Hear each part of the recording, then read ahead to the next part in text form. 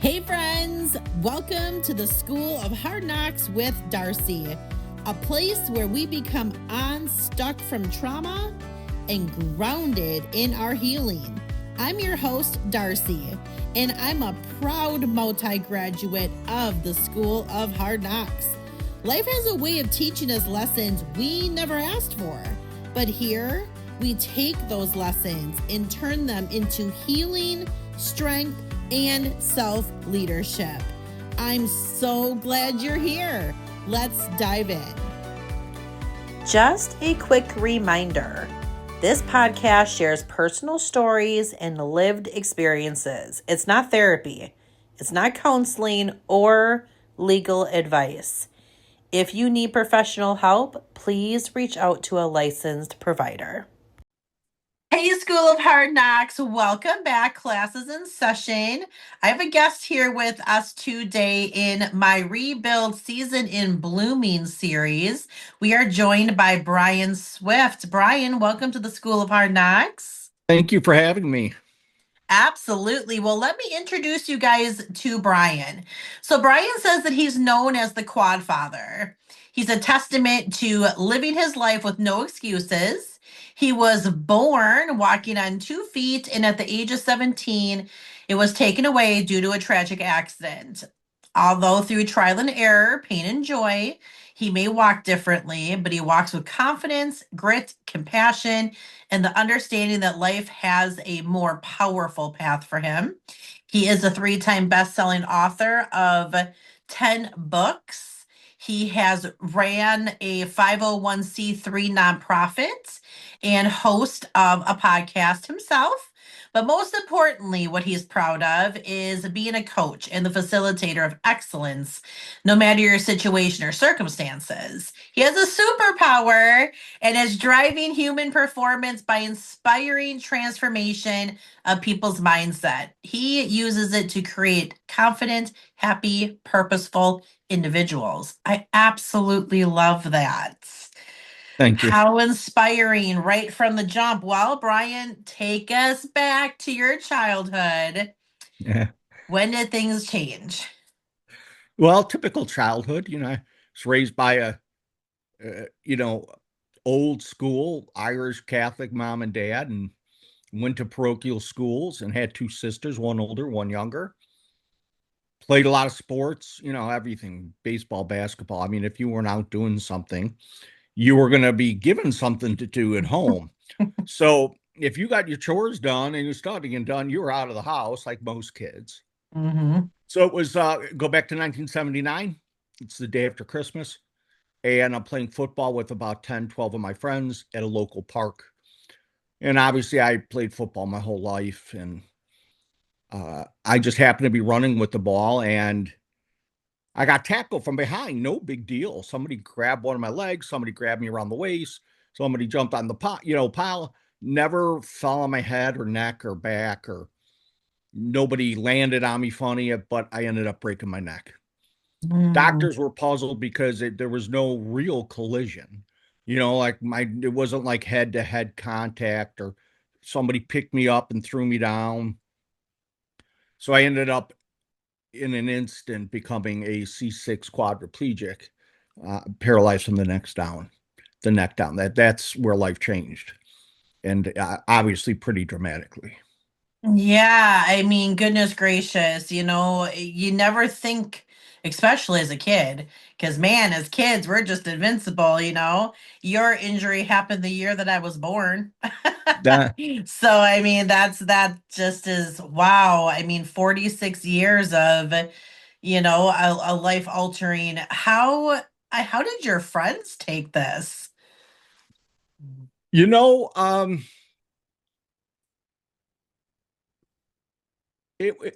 didn't really see my friends for a couple weeks because I was, in the hospital. They took a piece of bone out of my hip to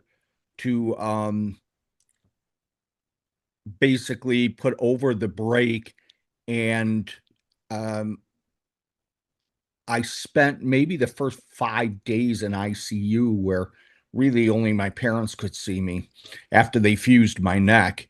And then I went off to rehab, and I don't think anybody was allowed up in rehab that first week. And rehab was, an hour away from home, but they call, and you didn't have cell phones. So there was no social media, there was no cell phones.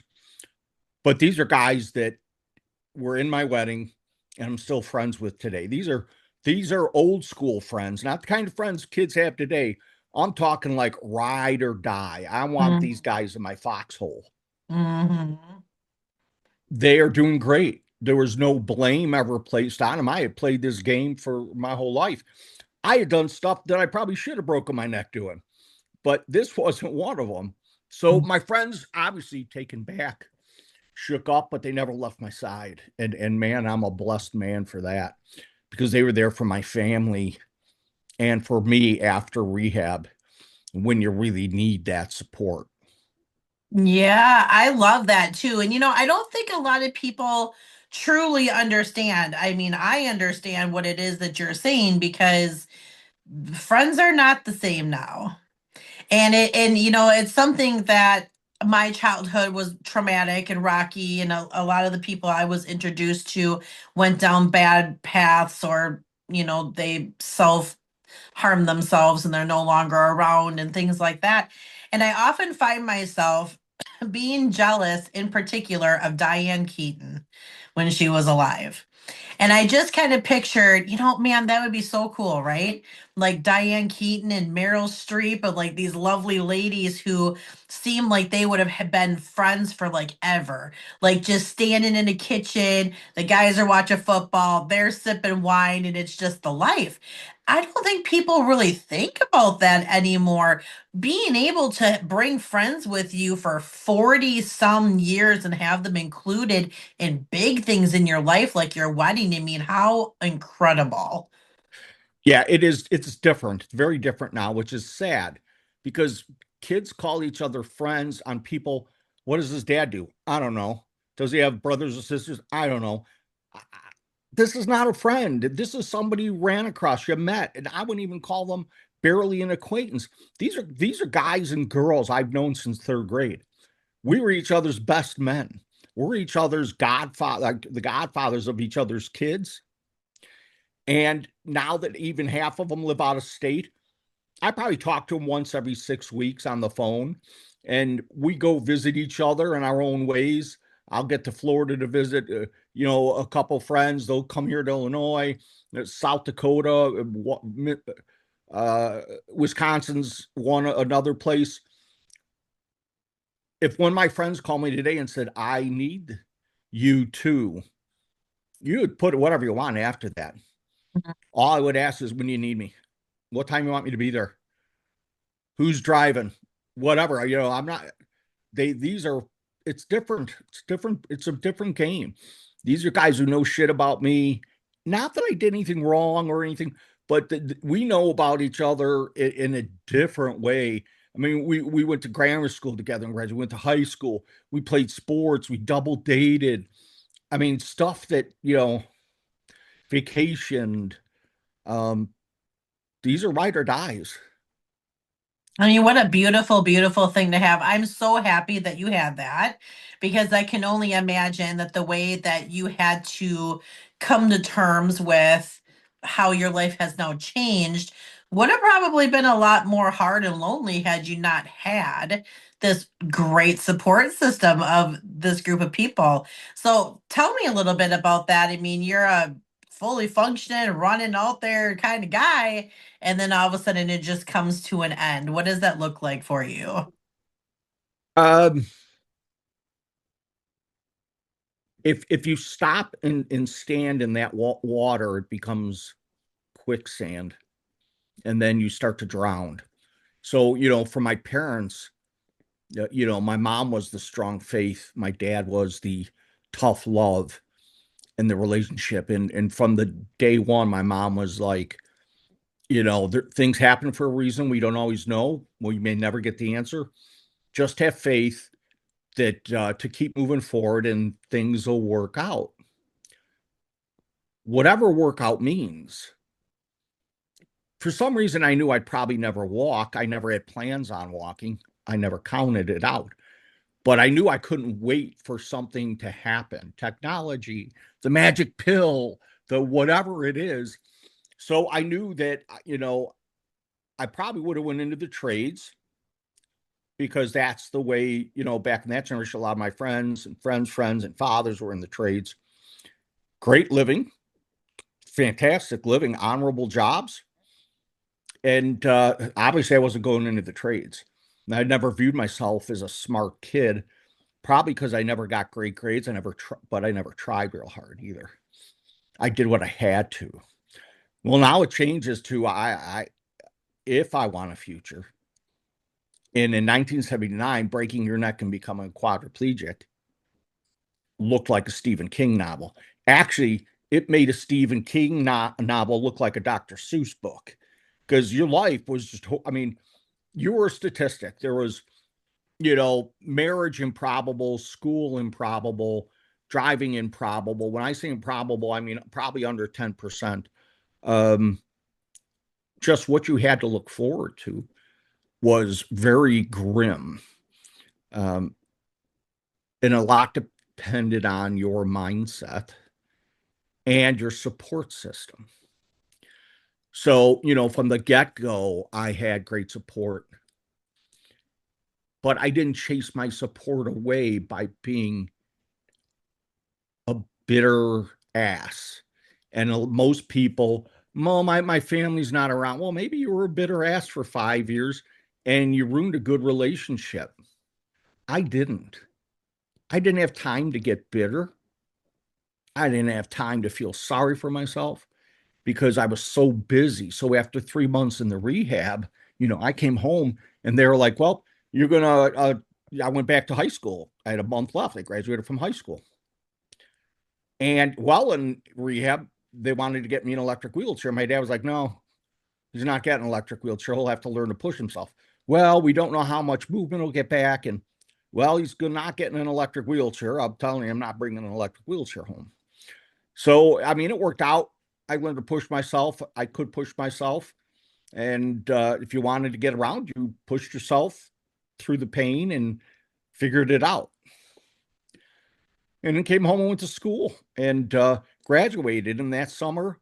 And every day worked out. I had friends every day walk me back up to my high school, work out in the workout room.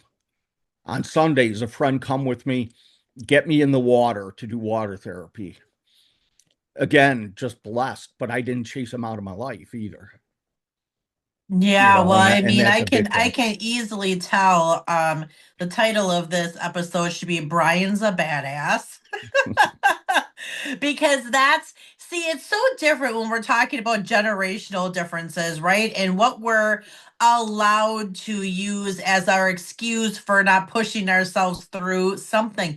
It's so different. And everything that I'm hearing you say, these are conscious decisions of taking accountability for your own success alongside with support, but it had to be you cooperating.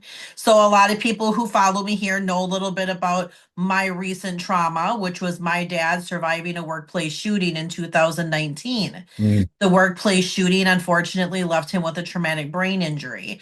He spent 2 years in a brain rehabilitation center for us to get as much of my dad back as we could. Unfortunately, he was completely physically disabled and partially mentally disabled. My husband and I took care of my dad for almost 4 years, getting him up, toilet, shower, dressing, feeding, OT, PT, speech, activities, the whole entire thing. And 7 months ago today, I unfortunately found him no longer breathing. So again, when we're talking about mindset, we're talking about, I love that if you stand in warm water long enough, it becomes quicksand. So that should hit people so much in their gut because that is extremely accurate. There are things that happen in this life most times that we cannot control. The only thing we control is how we react and respond to those things. So, what a beautiful thing to hear that even as a young man, you were like, I'm not counting myself out. I still got stuff I want to do. Yeah. There were so many things I wanted to do.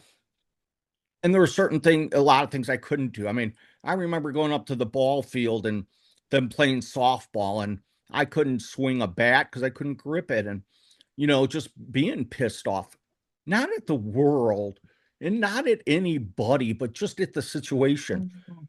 But I could play first base and they could throw the ball to me and I could try to catch it. And if it hit me, I just threw myself out there and try to get involved and figure things out. I made a handle, put it on a bat, so now I could swing a bat a little bit. It's just, how bad do you want it? Mm.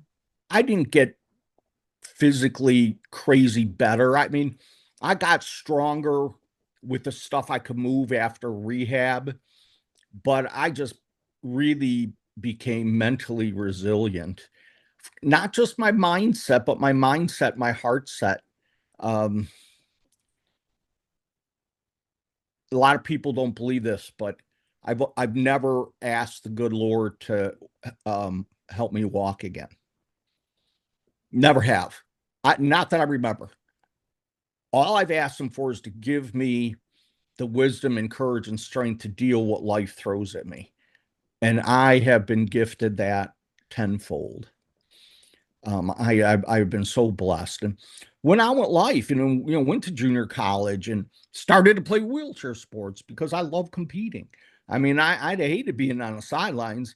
I want to compete. I want to get active again. So I played lots of years of wheelchair sports while I was going to junior college, and then after junior college, I learned how to drive again. I went to St. Xavier University. During that time, was dating, driving, playing wheelchair sports, living life, from a wheelchair. And it was all good. Frustrating? Yeah. Yeah. I need help getting dressed. It was a pain. Are you totally free? No. Is anybody totally free? Not as much as we think, probably. And before I go any further, I got to say, I'm sorry to hear about your father. My condolences, my prayers are with you. For that. What a horrific thing to deal with, and what a beautiful thing to stand by his side and care for him. And trust me, he knows you were there and feels, that love that you had to share for 4 years was not easy, because I helped care for my mom, who's 88 and has dementia. So, our house is an interesting house because you got a quadriplegic helping an 88-year-old woman with dementia, but it works. And I wouldn't have it any other way. But I just moved forward with my life and went to college, and this little old nun, Sister Dennis O'Grady, asked me what I was doing my last year of college. I was like, I don't know. I'm going to get probably an internship, try to get an internship somewhere, police department, or, she's like, you're going to law school. And I'm like, no, that's funny. No, I mean, I'm not a law school guy. I'm not. I never viewed myself as smart, first generation college. And I went home and told my parents, my friends, and they basically, my friends laughed at me like, Swifty, you in law school, you got a better chance of walking than probably going through law school, but she called me in her office one day and said, here are the books to study for the entrance exam. And you didn't tell a nun no, I wasn't talking my way out of it. She was, all of 4'8" and probably 70 pounds, but you didn't, she said, here are the books. I said, thank you. Yeah. and went home, and my parents were like, really? I'm like, and it grew on me. And I'm like, why not? Like, why not? 3.5 years later, I graduated from law school. So, and it was tough, because not that I wasn't smart. It was tough because I didn't view myself as smart. Mm-hmm. And that was what was tough. We don't know what we're capable of. Mm-hmm. Nobody out there has a clue what they're capable of. It's too afraid to think of those things, because, with it comes hard work, probably comes some disappointment. So what do we, it's fight or flight. We flee from that. Mm-hmm. I had nothing to lose. I'm peeing into a bag. If I don't make Yeah. it through law school, is that the worst thing that's going to happen to me? No, probably the worst thing to happen already happened to me. Yes. There's that mindset, and thank you for saying what you said about my dad. It was the hardest, most wonderful thing I've ever done in my entire life, and I would do it 10 times over. I actually used to joke with him and say, Dad, you're probably going to live so long. I'm going to have to hire a caregiver to take care of both of us. Like, I never thought that he would be home for less than 4 years and, we would Yeah. lose him. But when he did pass away, he was smiling. He did have a smile on his face, and it's just brought me this comfort because I know he's beyond proud of me. And I know he's beyond thankful for me. And it's like I never questioned it. The day he was shot, October 3rd, 2019, I told my siblings, if dad survives this, Eric and I are going to take care of him. And we did. So when he came home, I took him into the neurologist. His neurologist came up and hugged me. And I'm like, what are you doing? That's so weird. Like, why are you hugging me? And he said, because you're one of the few people I've ever met in my life that didn't just talk the talk. You walk the walk. And it is hard every single day, in and out. But again, mindset. Mindset helps us make it through everything. It is finding the blessings in the mess. I could have focused so hard on the fact that my dad wasn't the same man I had known my whole entire life. That my husband and I have to, I mean, you talk about having to pee in a bag, right? From a point of truth. The first time I ever put a condom on anybody, it was my dad for a condom calf. And I that wore hits people right in the gut. Like, what did I you just say? I wore them for years. I have had probably 100 different people put them on me because Yeah, they fall off, especially when you're active. yeah. And I have had my catheter changed by men and women throughout the country, probably. Yeah. And you know what? It is what it is. And when you don't stay focused on that, you stay focused, like you said, on the blessing. My dad could have passed away the day he was shot. God Absolutely. said, nope, we're going to give you 6 extra years Yeah. together, and I'm going to appreciate all of that. Yeah. So yeah, I love your mindset, but some people are like, how do you get a mindset like that? Like what goes into being able to keep yourself positive and motivated? Like anything in life, you have to work at it. Mm, Nothing's given to us. You want to be smart, you have to study. You want to study, you have to be willing to sacrifice social times.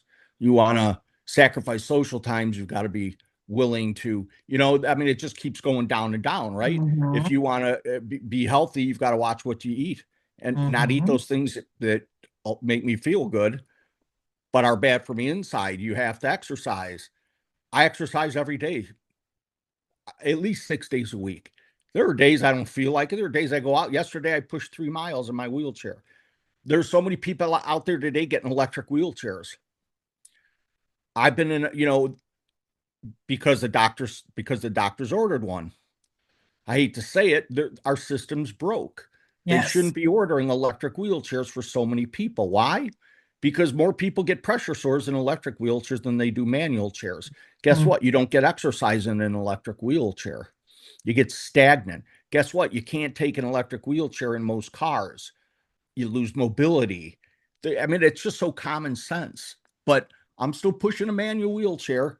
Yesterday, I went out for a 3 mile ride in my manual wheelchairs. Oh, you're going to hurt your shoulders and elbows.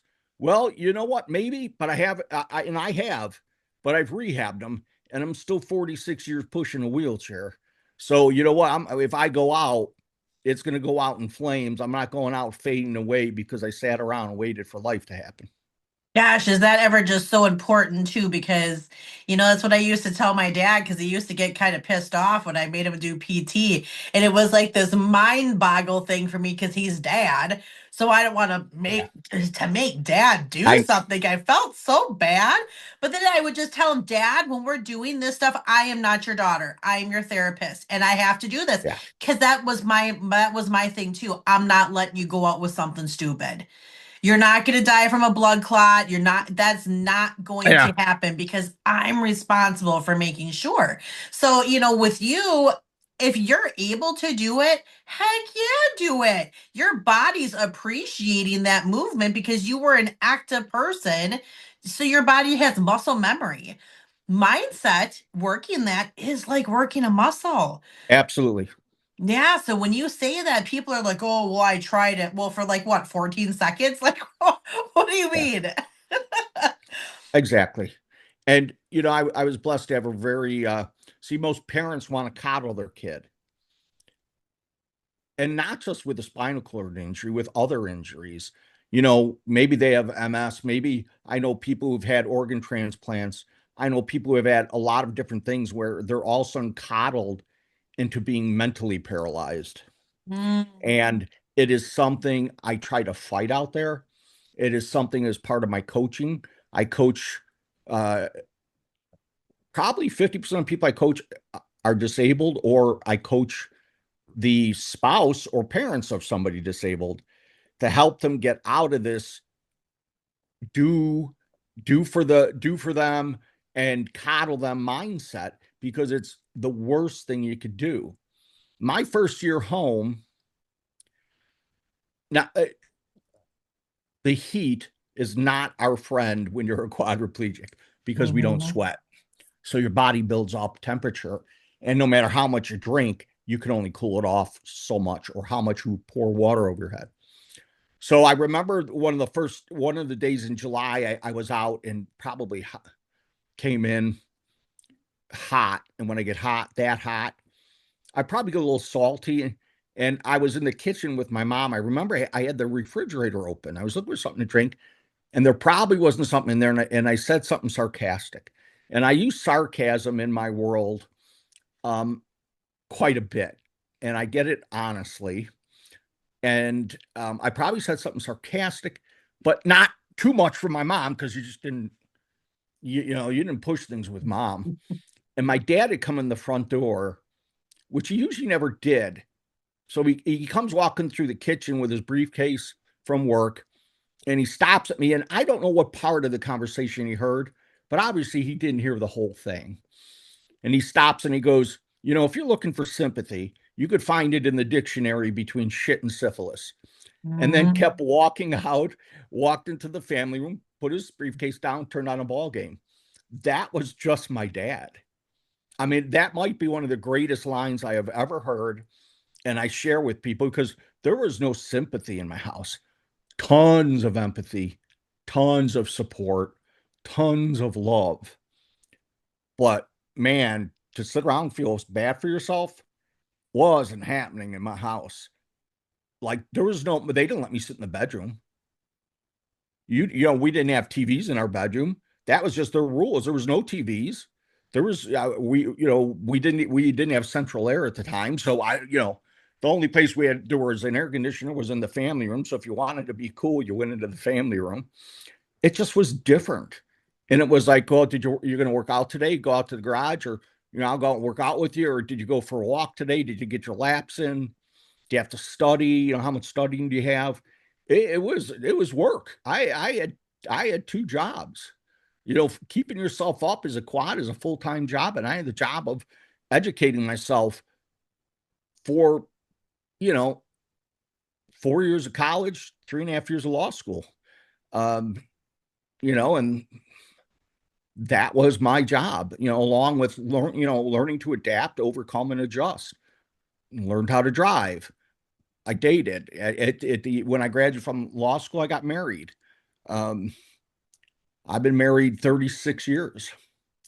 I've got three That's amazing. awesome. I've got three amazing kids. Life is. I say life is simple if you set standards and a moral compass for yourself. It's not easy, but it's simple. And I made it simple for anybody that I coach and come in contact with. I live real simple rules. It's faith, family, friends, and fortitude. Those are my priorities. If it's not getting in the way of my faith or my family or friends, fortitude, it's just noise. But you've got to have certain standards you need to set so that you can move forward in life and feel good about it. And what got me through corporate I call it CIA. commitment, integrity, and attitude. If you work with commitment, integrity, and attitude towards everything you do in life, the way you treat your kids, your wife, the way you handle business, you're gonna come out on the upside of it. I lived it. I came up on the outside of it more than the downside of it. And I lived it by simple rules. Now, I call them simple, and they are. It's not easy to do, though. There's a lot of blood, sweat, and tears, but it is simple. Simple to understand commitment, integrity, and attitude. It's not easy to have the integrity that you set for yourself and your family. There's a big burden that comes with that. There's a bigger burden that comes with faith and family. That's a mighty burden that is worth the price. Well worth the price. For me, it is. For my dad, it was. And so far, my kids and a lot of people I've coached learned how to simplify their life. Not make it easy. There's a difference. It's not easy. You want something nice, it's blood, sweat, and tears. Some things might come easy, but most things, they're going to take a little blood, sweat, and tears, but that's okay. I mean, I don't remember anybody saying it was going to be easy. Yeah, right. That's the truth for sure. And I know everybody has like their difference of opinions when they hear different things like, oh my gosh, I can't believe Brian had parents that pushed him like that. And what you just did by talking like that is validated me as to why my in-laws used to piss me off so much. Because my husband is also a traumatic brain injury survivor from being ran over by a vehicle when he was 9 years old. I mean, he was all wrapped up underneath it, full body cast, head swelled, the whole thing. He has frontal lobe damage. So quick to anger, poor decision making skills. That happened at 9. I didn't meet my husband until he was 26. Very, very genuine guy, but suckled off of the teat of his parents for a very long time. It was how they taught him. So then my one sister-in-law that I could just not care for at all, I had said to her one day, maybe he wouldn't be the way he was if your parents would have given him everything they gave to him and made him work for it. What right do you have? I said, ma'am, I have every right. I'm his wife. And so now it's made it harder for us because he's so used to everybody does everything for him because they were so happy he lived. Well, now you got a wife who has to kind of change things around here a little bit. Well, now you just raised a big, empowered baby that doesn't understand that if you want something in life, you got to work for it. Even if it's grab your own sandwich and make your own sandwich, even if it's pick your clothes up off the floor, even if it's, stay in shape by going out and exercising because, well, it's hot out and he gets sore. Let me share a statement that changed my life. And you thought if you're looking for sympathy. I was going to say, is it the syphilis one? Because that's a game changer. Now, that one, that one came after this. So I was in I got hurt the day after Christmas, and I was in what is now the Shirley Ryan Ability Lab, just a amazing That's facility. where my dad was too. So I was in Northwest RIC before they changed over. It's called Rehabilitation Institute of Chicago. Phenomenal. And they're known for their spinal cord and their traumatic brain injury rehabilitation. Yes. One of the best in the world. Yes. Definitely in the country. And it was about mid-January.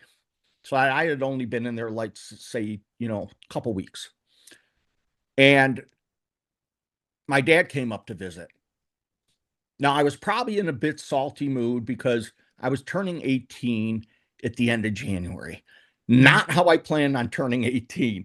Back in those days, 18 was like your freedom card to a big degree. Yeah.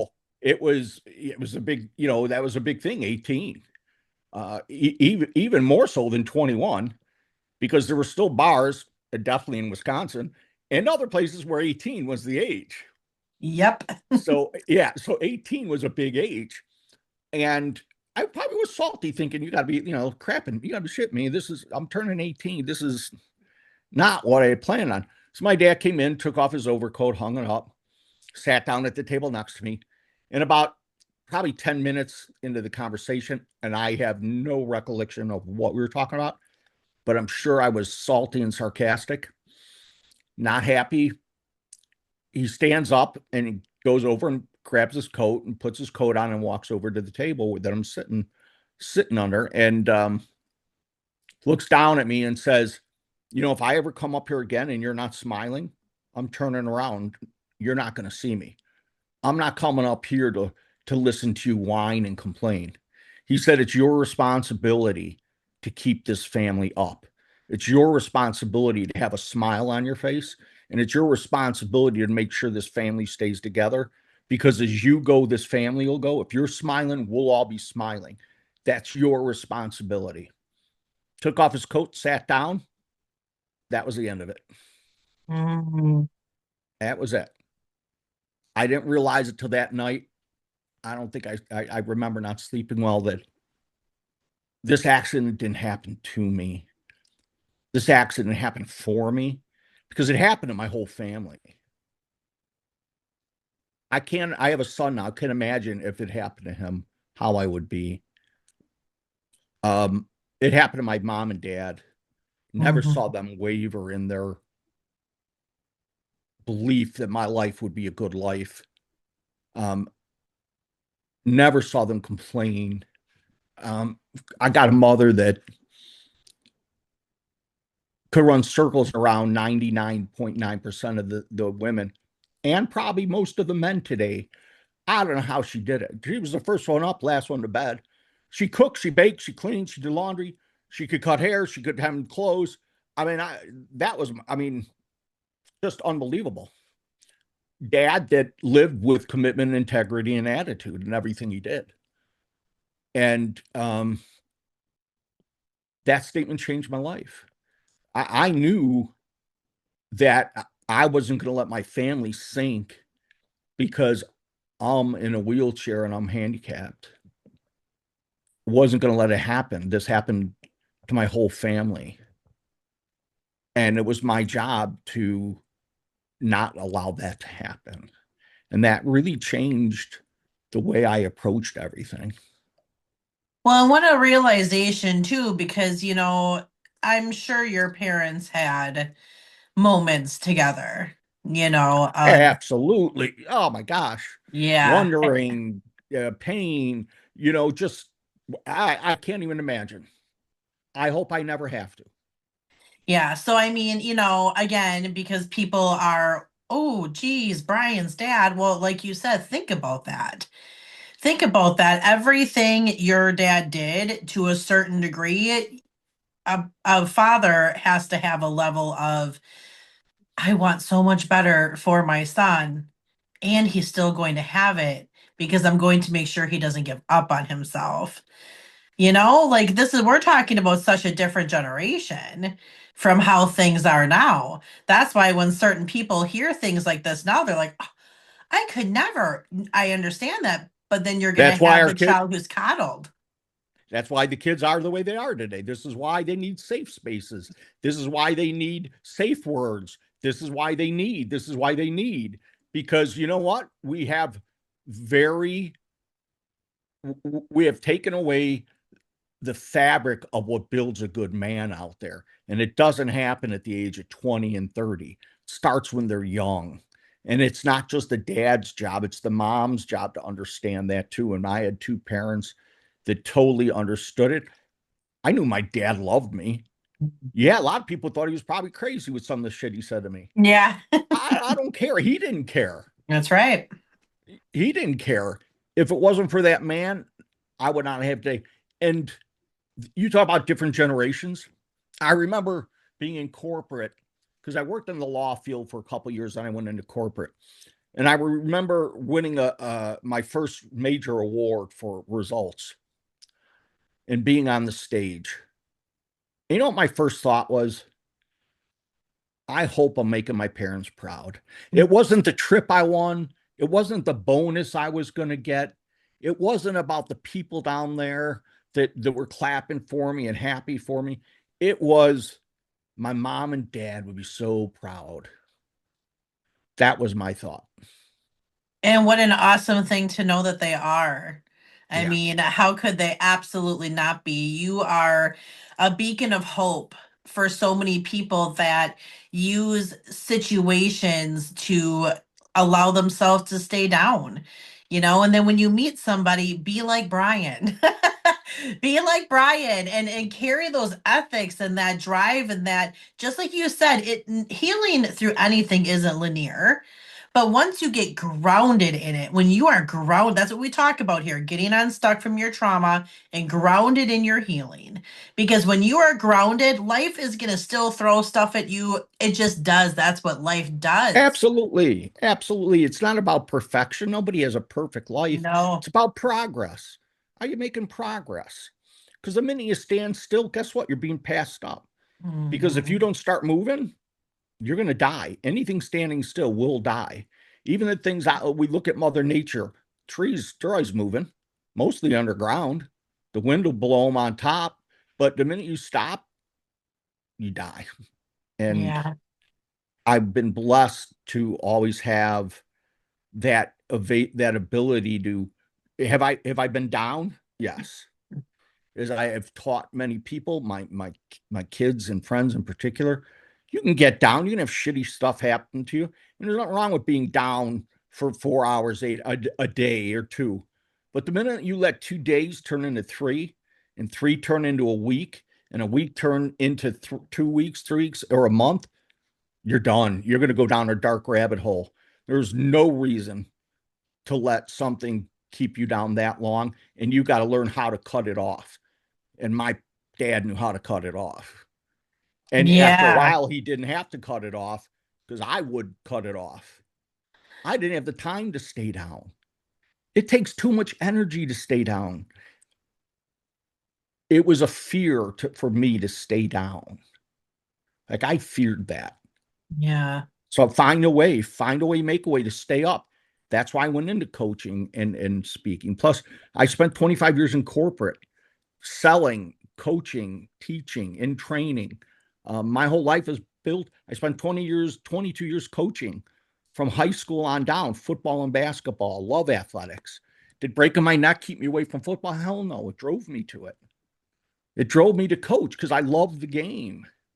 I love Hmm. I love the way it developed young men, especially if you had good coaches that understood it. That's what I did for 22 years when I wasn't working. I was coaching.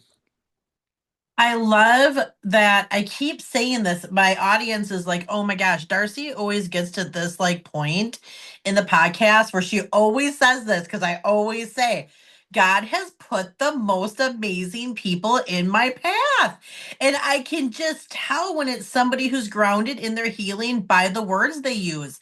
And I love that, first of all, because it really concretes my healing, because it's like, gosh, am I doing like the right things? And then when I'm talking to other people and they're doing the same shit, I'm like, I am doing the right thing and it feels good. But like you just said, I call something my reboot time. When my dad was first shot, COVID happened like 4 months after that, and he was at Shirley Ryan in Chicago. So when he first got shot, I moved from Wisconsin to Chicago. I left my husband and I went and I stayed at the Ronald McDonald House for 19 days. And I would walk from there to the rehab to be with my dad. I mean, I was every step for the whole time with my Yeah. dad through this. And it was scary and it was hard, right? But when COVID happened, I couldn't go. And I felt so helpless. I couldn't imagine, what is he thinking? He's thinking I left him. He doesn't even recognize people. And now people are wearing masks and all of this stuff. And I was so just in this way where I would lay on the sofa sometimes for 2 or 3 days just staring at the ceiling. I was so numb. I couldn't believe this was my life, that this had happened. How can I help him? This is the man who's protected me, and now I'm protected. It was just total mind thing. Going through the healing process that I've been going through, I call it my reboot time. So this morning I wake up, it's the 7 month mark of my dad going to heaven. I had a moment, and I call it a moment because something that used to take me 2 to 3 days now takes me 15 minutes or less. So after I have this moment, I'm in the shower, my makeup's done, and I had a speaking engagement that I had to do this morning. And I stood in front of a group of women. I'm going to coach you on how you don't get stuck on the anniversary of my dad passing away, because that's just proof right there that it can be done. And it is mindset. It is finding the blessings in what it is that you're doing. It is letting people into your life, not thinking people are going to judge you. And if people are judging you, that's not your circle of people. There's so much reality that so many things come so clear when you're grounded in this healing part of life, you know? Yeah, and the way you talked about people, you know, as we all know, unfortunately it takes a shit to hit the fan to understand who walks the walk and who talks the talk and who your friends really are. That's including family. Yes. And you know what I learned at a very young age, there's two kinds of people out there in our lives, especially in business. They either feed you or they bleed you. And Mm-hmm. if you keep people around you that bleed you emotionally, psychologically, spiritually, financially, you will run out of the ability to give back. You cannot give from an empty cup. You've got to keep that cup full. In fact, I'll tell you, most people are, most people probably would say they're half, is the cup half full or half empty? Right? Most people believe one or the other. Yeah. I'm going to give you a tip today. I don't believe in either. See, I look at the cup and I don't think of it as half full or half empty. The cup's refillable. Mm-hmm. So just keep giving. As long as you're getting and keep asking for more. You know why? The more I get, the more I'm going to give. So I want more. I want more and more and more. I don't want to give from my cup. I want to give from the saucer that has all the fluids still on it because I overpour because it's overpoured. And the more I get, the more I'm going to give. So go ask for more and more and more because I'm going to give more and more and more. And that's the truth. And I just coached on that this morning about the women in particular feeling selfish because we're mom, grandma, wife, sister, auntie, daughter, all of these things. Listen, you still have to love yourself. And when you're loving yourself, not just getting your hair done and getting your nails done, and keep telling women that's maintenance, that's not loving yourself. Loving yourself is slow down, give yourself some grace, enjoy the moment. Don't be reading your email with your eyes barely open, trying to suck down a cup of coffee like you're on a Right. race. And we do it to ourselves because we're prideful of it. That's the real messed up thing. It's like, oh, I can handle everything when we know we can't because we can feel we're breaking. We can feel we're depleted. But when that cup is overflowing, you are able to help people from a genuine place. The things that you used to say, oh, I have to go do this. I have to do this. Now you get to. You get to go to your kids' game. You get to volunteer instead of having to because you're doing it from it's not selfish. When you are the best version of you, you're the best wife, husband, dad, mom. Like you're the best version of yourself when you take care of yourself. Absolutely. And here's the reality of it. We have to be the best version of ourselves even when we're not. I mean, that's the way Mm-hmm. I grew up. Some people like, oh, that's just the old thinking. That's the way our grandparents were. That's silly, stupid thinking. No, it's not. Times haven't changed. I mean, let me rephrase that. Times are constantly changing, but the things that really matter in life aren't. And you know Mm-hmm. what? If you really are going to walk the walk, you're going to go to school and you're going to go to work and you're going to have days that you play hurt and that you play empty and that you play injured. That's just life.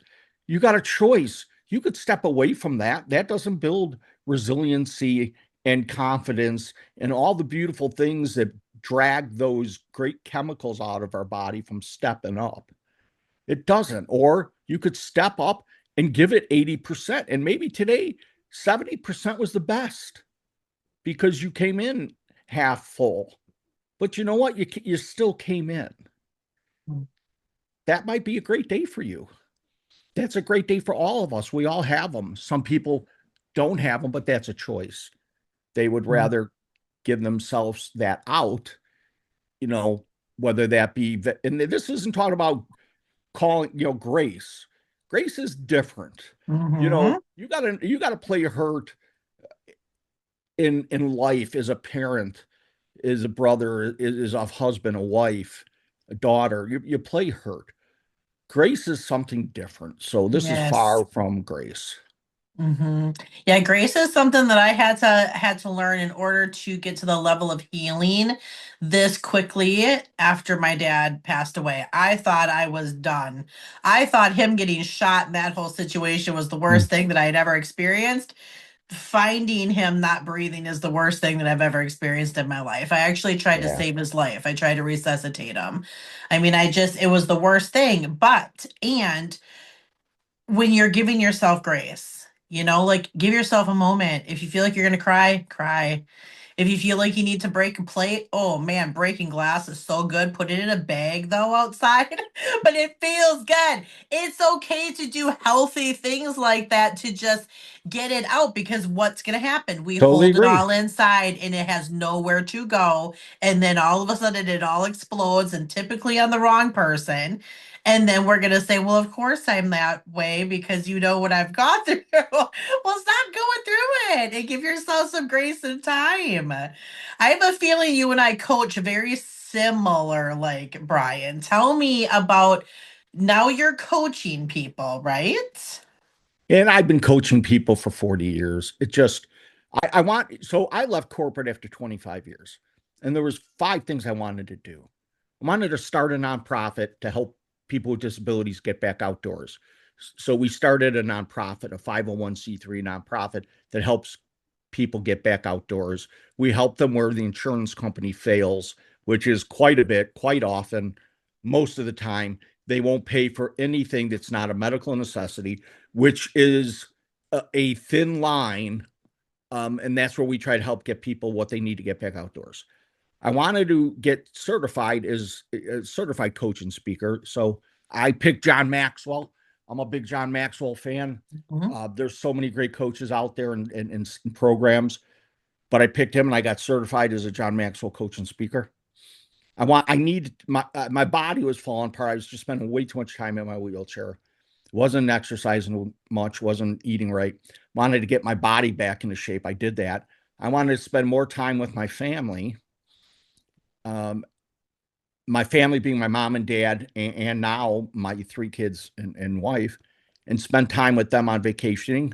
So for the next 12 years, we took my parents, on vacation at least once a year, somewhere with my family. And I wanted to write a book. And I wrote my first book back then called Getting Up is the Key to Life. So I've kind of formalized myself as a coach and then just move forward with coaching. I coach now a lot of executives that are stepping out of corporate that want to go into the entrepreneurial world. I coach people that, either have, massive fear, self-limiting beliefs, self-doubt. The interesting thing is probably 70% of the people I coach are able-bodied, which is fine. I do work a lot with the disabled community, but they're not most of them are not looking to really step their game up. Too much victim mentality, too much hard work. But what I'd really like to do is start coaching younger adults and giving them some of this perspective. So that being said, I had a book launch last week on my book, Developing True Grit. It was last Wednesday, and we made it an Amazon bestseller. So I was very blessed to come out with this book that just talks about grit and a gritty mindset, and it's not something you're born with. I've talked to I talked into it. I have I interviewed thousands of people, and I picked a handful to be in the book. Everything from CEOs to CFOs to athletes, major league athletes, football and basketball, to people, major influencers to people in Paralympics, your everyday Joe that just has a gritty story and a successful story. So I talked to so many people to get their insights on grit. I put it in a book along with a lot of deep thought on, what did I do to really develop this gritty mindset? Because they don't teach it. You cannot teach somebody to have grit. They can learn how to have grit, but you can't teach it. It's not taught in school. It's rarely taught in life. Maybe the old school, my grandfather, my dad, a lot of what they did develop this gritty mindset, back in the 60s, 70s, 80s. But I was blessed that I had such a great turnout and so much support to turn it into an Amazon bestseller. Heck yeah. Congratulations. Thank That you. is so awesome. And I know all about grit. I actually have 3 dogs, but one of them is Grit, the other one is Grace, because that's how we live our life is with grit and grace. Absolutely. So that's awesome. I love it. And it's true. Yes, yes. Oh my gosh. You are like a wealth of knowledge and mindset and motivation and positivity. I'm so excited that we got to have this conversation today. If people want to find you, where can they find you? Look for Brian P. Swift on Facebook. Look for me on LinkedIn. And on Instagram, I branded myself as the QuadFather. Love it. So I am the QuadFather, the THEE_QuadFather on Instagram. I'm hard to not find. You can email me at bswift6262 at gmail.com. It's BSWIFT6262 at gmail.com. I'm hard to miss. Please, if there's any way I can serve you or your audience, please reach out to me.